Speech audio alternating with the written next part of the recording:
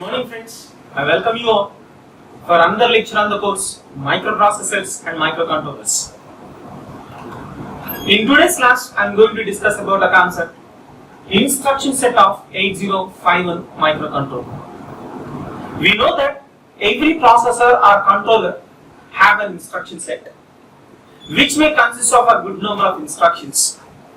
That instructions indicates what are the different possible operations that are performed by the corresponding processor or a controller. In a similar way, our 8051 microcontroller have an instruction set which consists of a good number of instructions, and based on those instructions we can identify that what are the different possible operations that are performed by our 8051 microcontroller. And one more important thing is, guys, the instructions which are present in any instruction set, those we are categorized into different groups in order to learn those instructions in more effective way by considering different parameters. Like, we can classify the instructions present in the instruction set based on size, that means the length of the instruction. And we can also classify the instructions in the instruction set based on number of operand fields,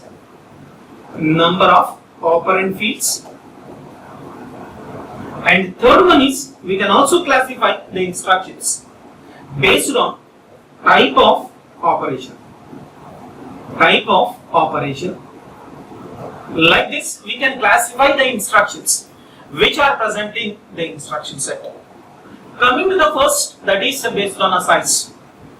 You may identify that any processor or controller, the minimum size of an instruction is 1 byte. Minimum size of an instruction is 1 byte, and the maximum size of an instruction is depends on that particular processor or a controller. If you go on to 8086, in that 8086 processor, the minimum size of an instruction is 1 byte, and the maximum size of an instruction is 6 bytes. So, in 8086 instruction set, we can classify the instructions based on size. There are 6 different groups, like 1 byte instructions, 2 byte instructions, 3 byte instructions, 4 byte instructions, 5 byte instructions, and then 6 byte instructions. Like that, we can classify the instructions based on its size. And the second thing is, we can also classify the instructions which are present in the instruction set based on the number of operands, or based on the number of operands fields present in instruction. If you go and refer every CPU instruction set instructions, you may identify that one operand instructions, that means in our instruction along with the operation code, just we have only one operand. And you may identify that the 2 operand instructions, that means your instruction contains operation code along with the 2 operands. And you may identify that the 3 operand instructions, that means operation code along with the 3 operands. And you may also identify 0 operand instructions, that means an instruction didn't have any operand fields. So like that we have an instructions.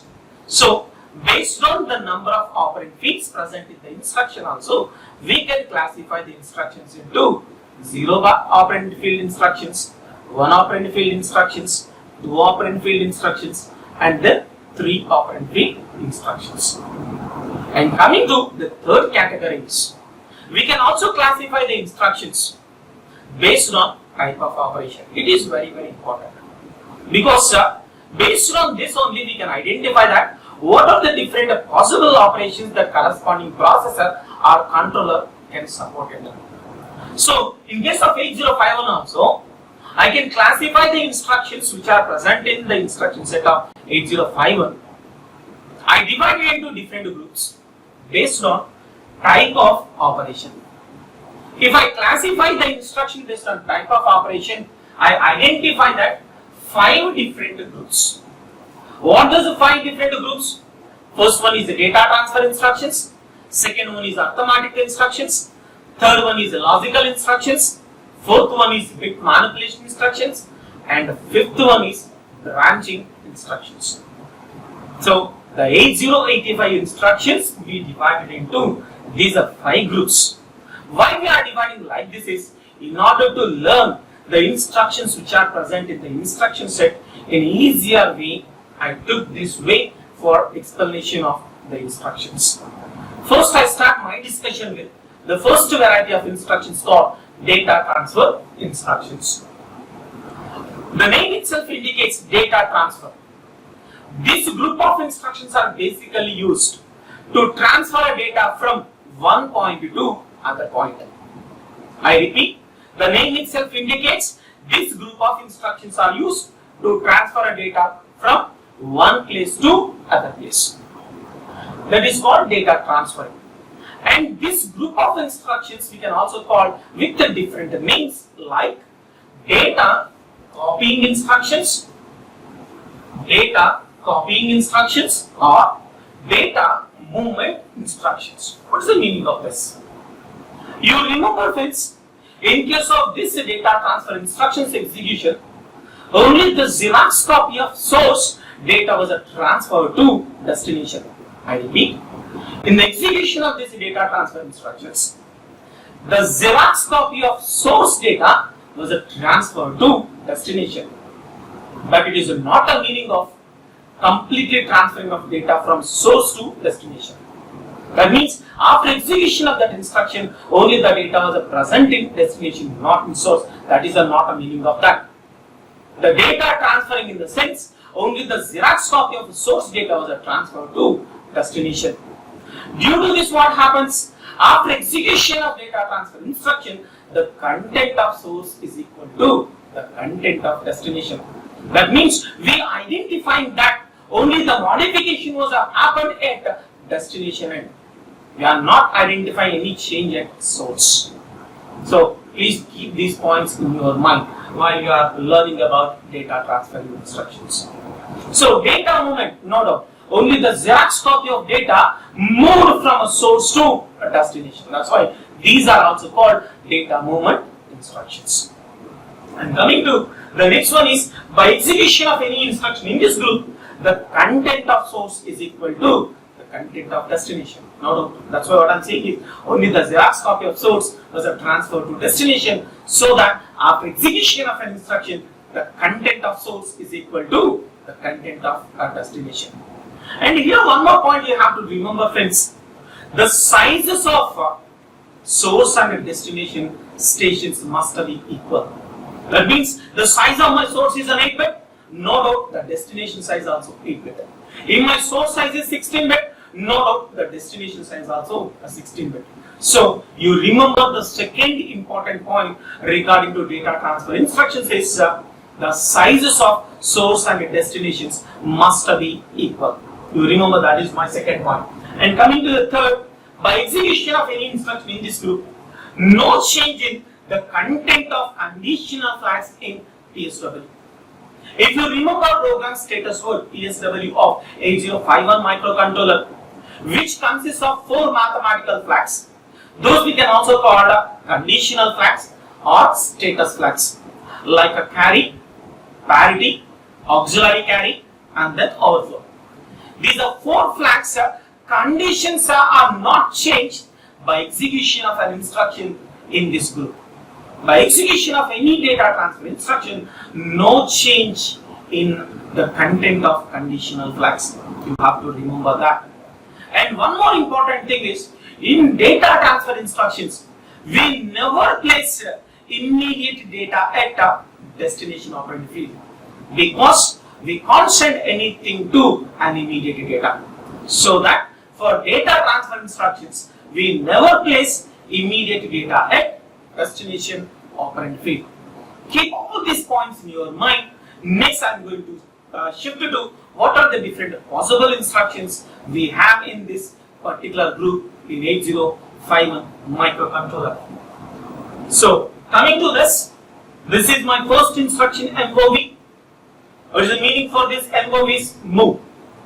Basically, this move instruction is used to move a data from one CPU register to another CPU register, or this move is used to move data from one CPU register to an internal random access memory, or we can move some immediate data to one of internal CPU register, or we can move some immediate value to internal RAM location.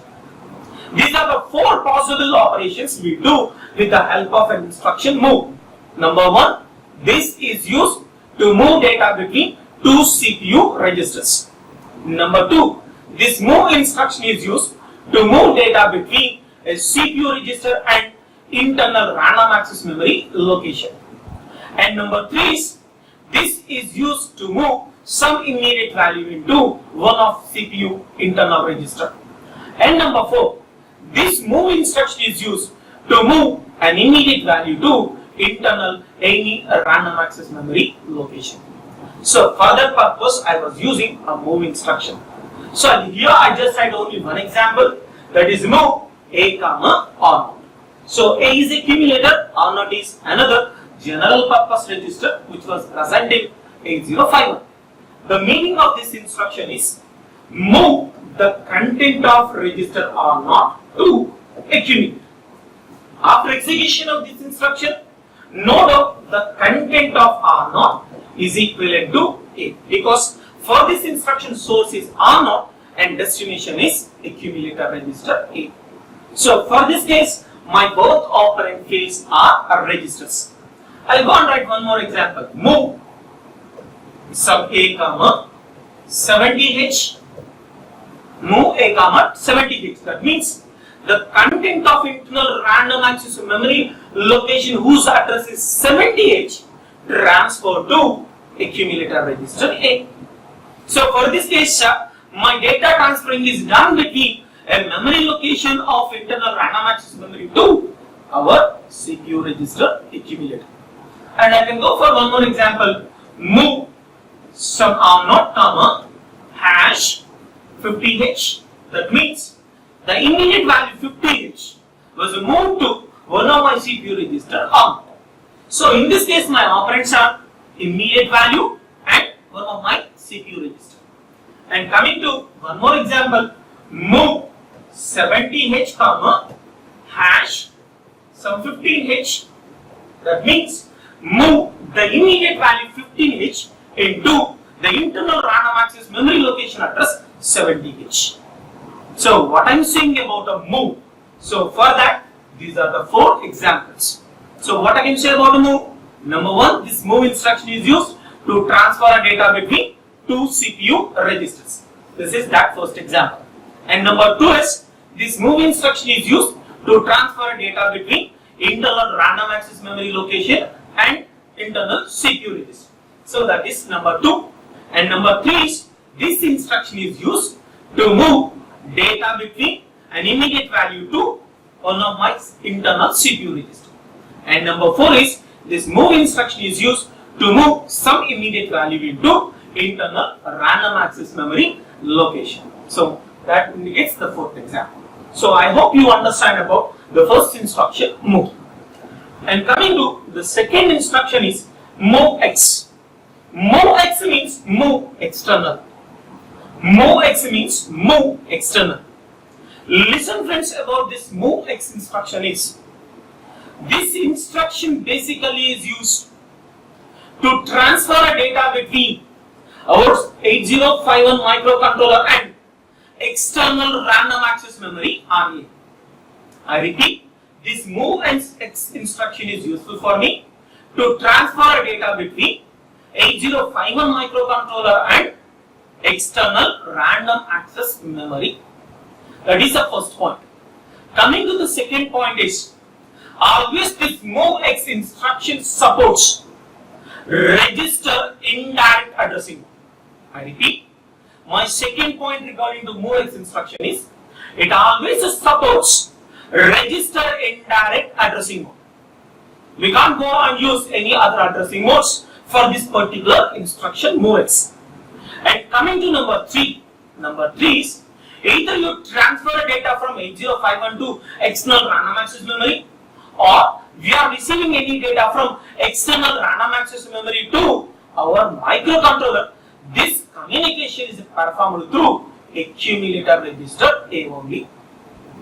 You have to keep these 3 points in our mind about MoveX. Number 1, this MoveX instruction is useful for me, data transferring between 8051 microcontroller and external random access memory RAM.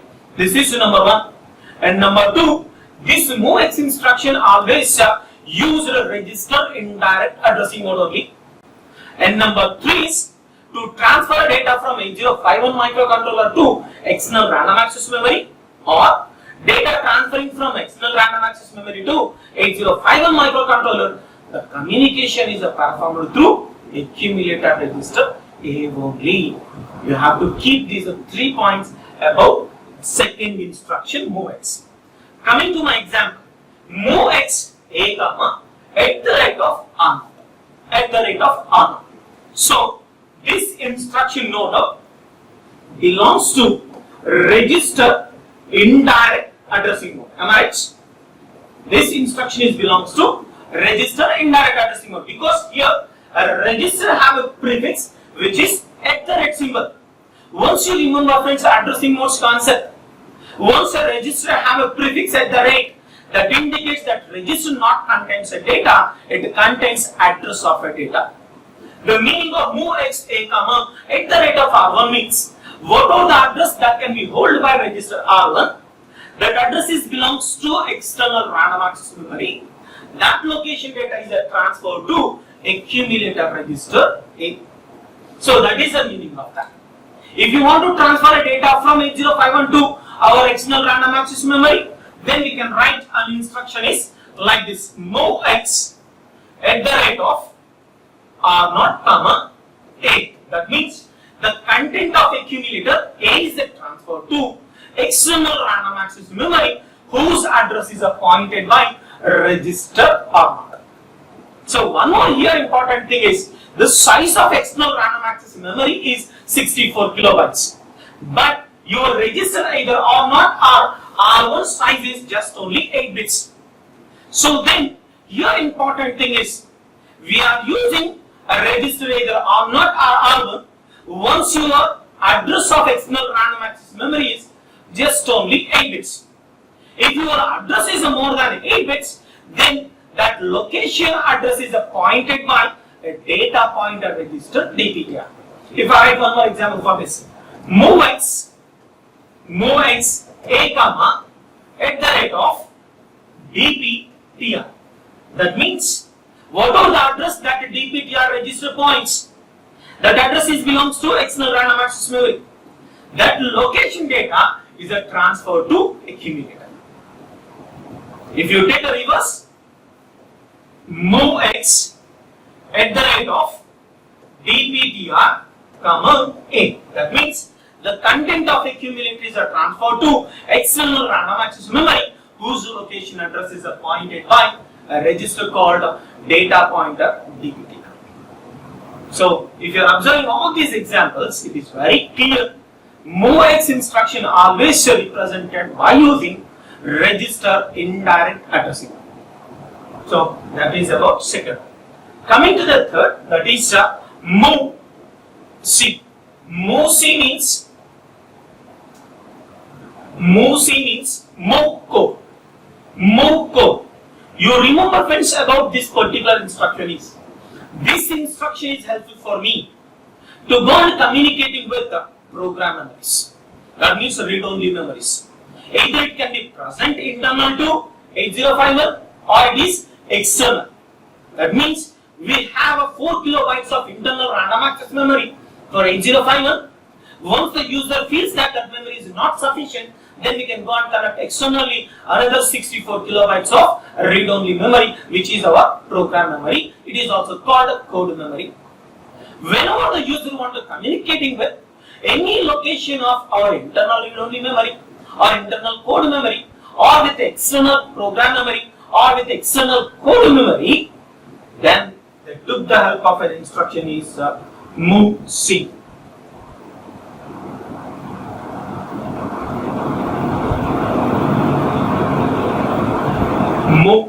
C. Right. So move C means move code. Right. And one more important thing here is, that means second point about this. The first point is move C instruction is always used to communicating with the locations present in either internal program memory ROM or external program memory ROM. My second point is always this instruction must be represented by using indexed addressing. Indexed addressing mode. There is no alternate for this.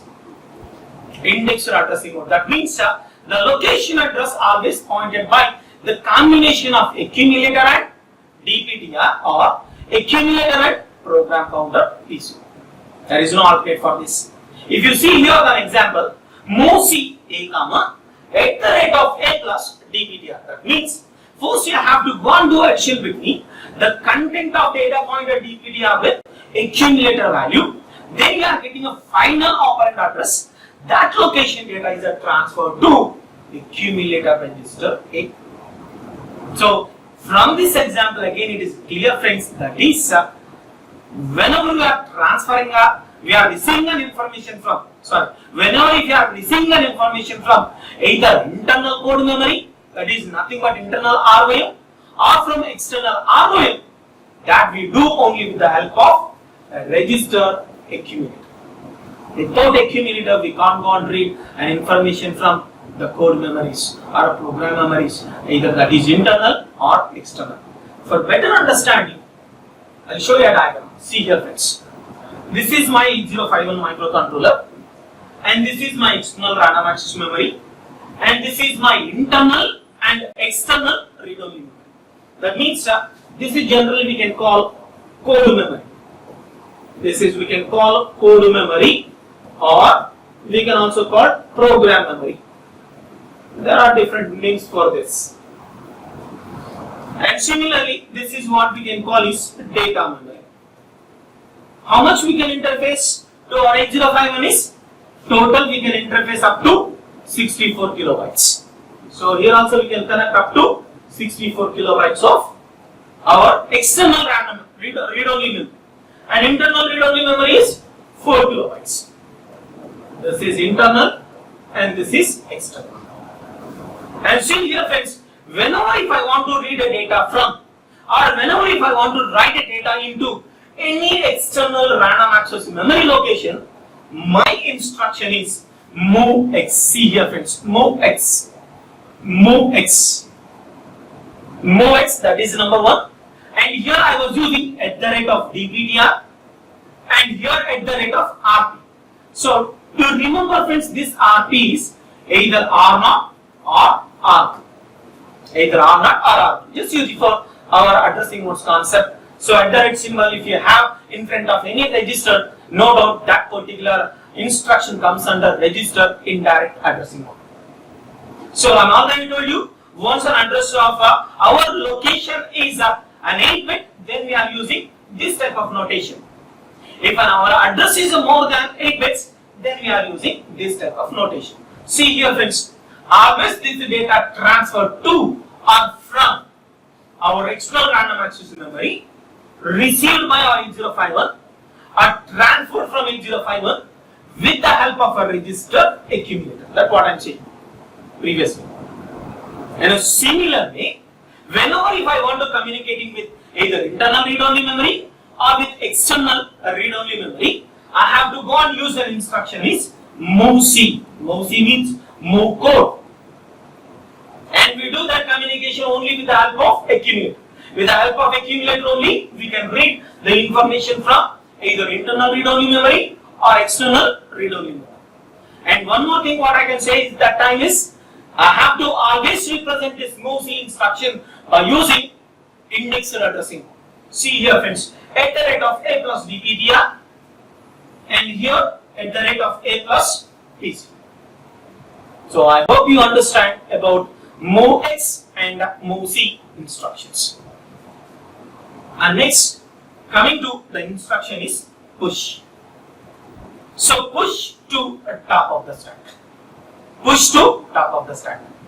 So one thing you have to remember, friends, about the push instruction is, this instruction is used to push the content of source into top of the stack. I repeat, this push instruction is used to push the content of source into top of the stack. But here important thing is, before pushing the content of source onto the top of the stack, first the stack pointer SP content increment by 1. You remember that point.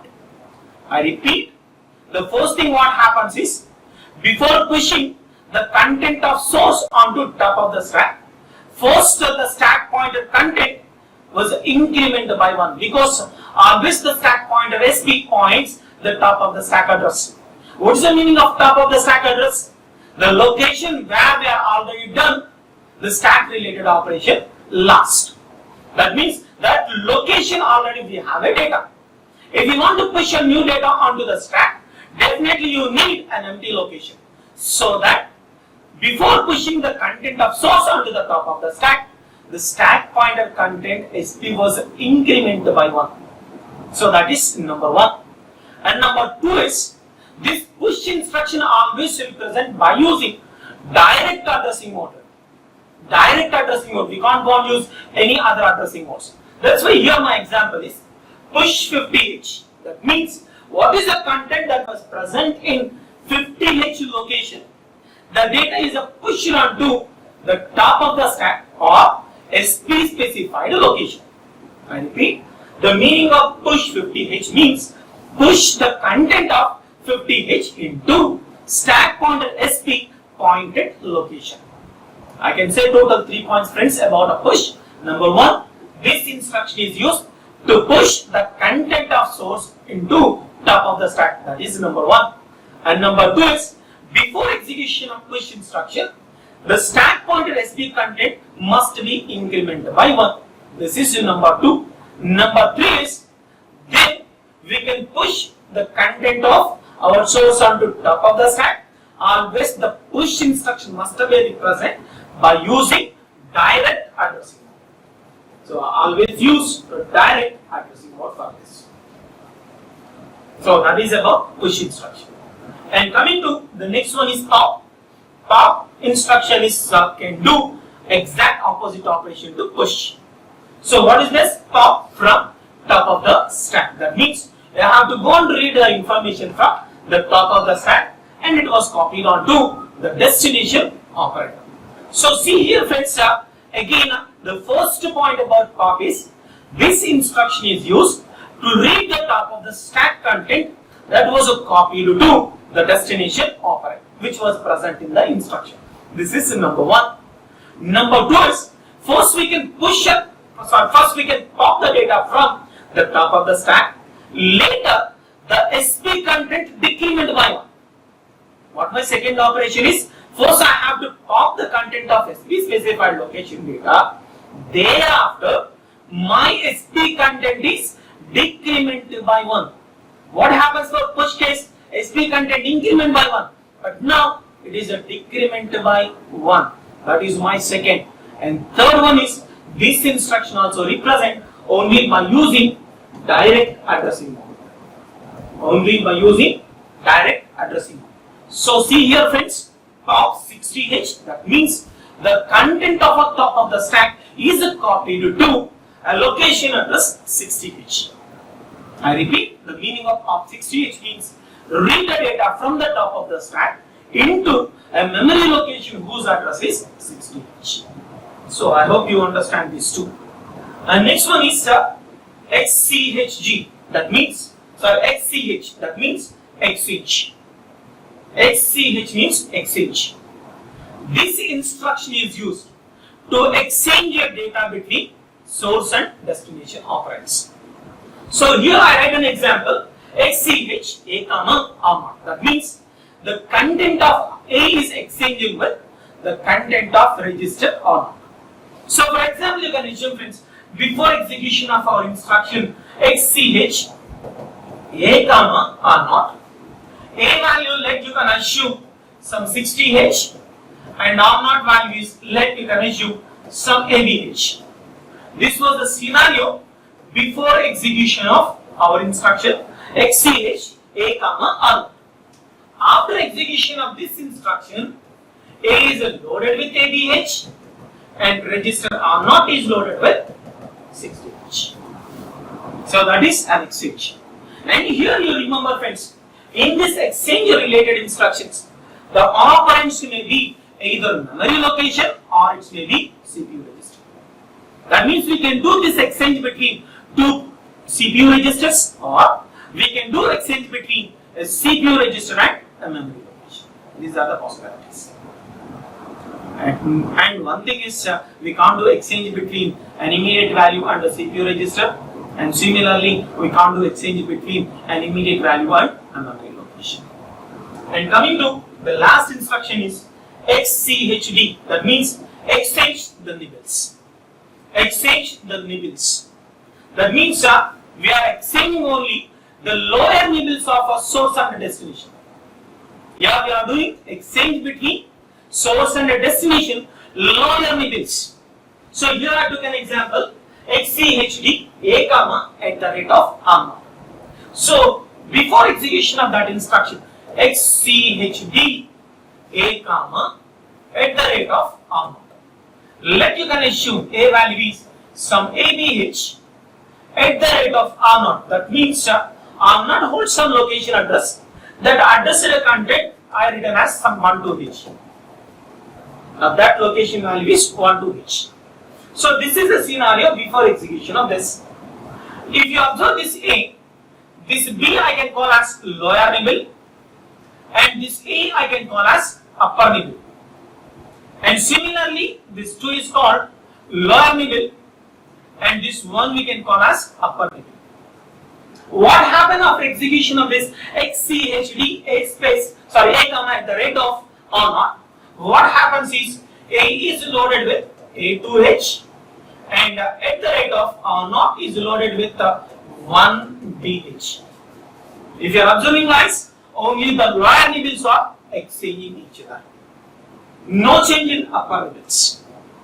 So this is about XCHD. Here also the operands for this XCHD instruction also both are the registers, or one is a register and another one is memory location.